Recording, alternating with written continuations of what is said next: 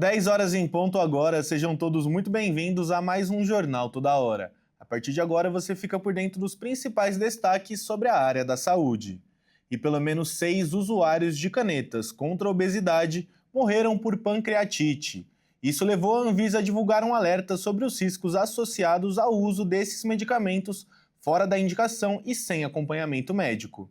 A Agência Nacional de Vigilância Sanitária registrou pelo menos 6 mortes por pancreatite, que podem estar associadas ao uso de canetas emagrecedoras no Brasil desde 2018.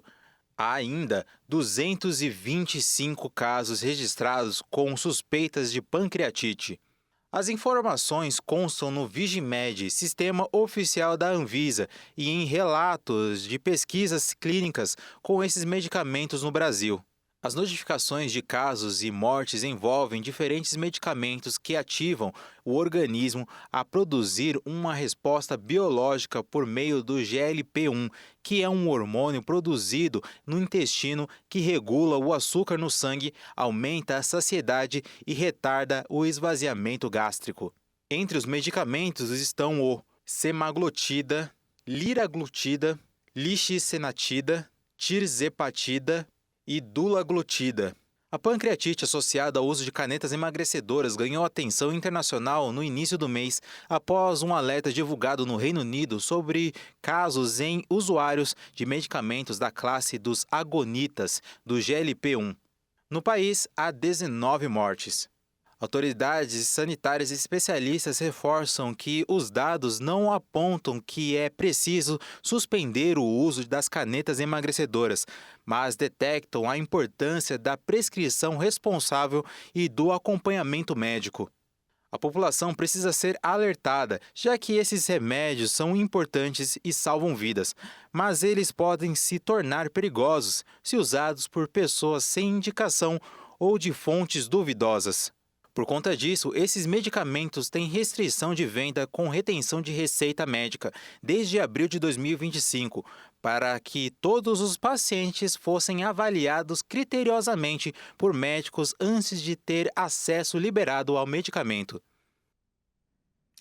E agora um alerta, isso porque os bancos de sangue nos hemocentros de São Paulo entraram no período mais crítico do ano. Enquanto o número de doadores despenca devido a vários fatores, a necessidade nos hospitais aumenta bem mais do que é possível atender. Com o feriado prolongado de carnaval às portas, as cadeiras confortáveis que aconchegam os doadores de sangue ficam assim, vazias. E os estoques de sangue nos hemocentros despencam, o que gera uma comoção em busca de novos doadores em várias regiões do Brasil. Em São Paulo, alguns bancos de sangue se articulam com campanhas neste período, justamente para diminuir o grande impacto que essa perda de doadores tem causado.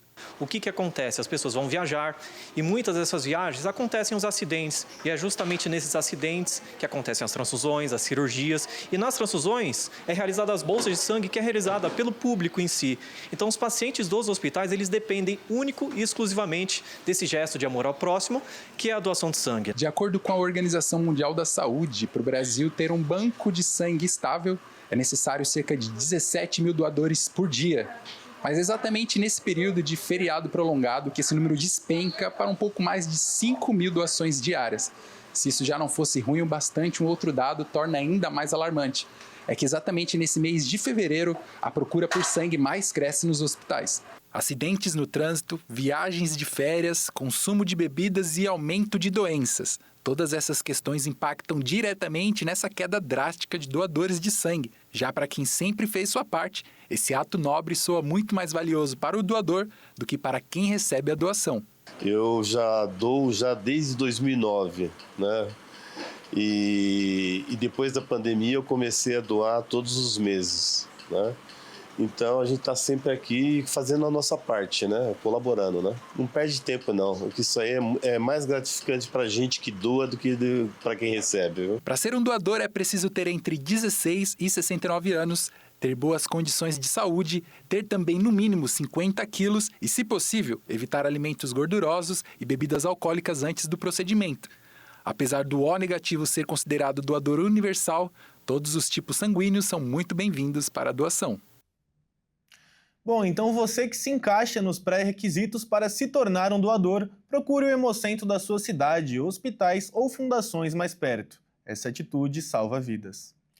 E bom, chegamos assim ao fim dessa edição, porém às 11 horas nos encontramos novamente com mais um Jornal Toda Hora. Até mais!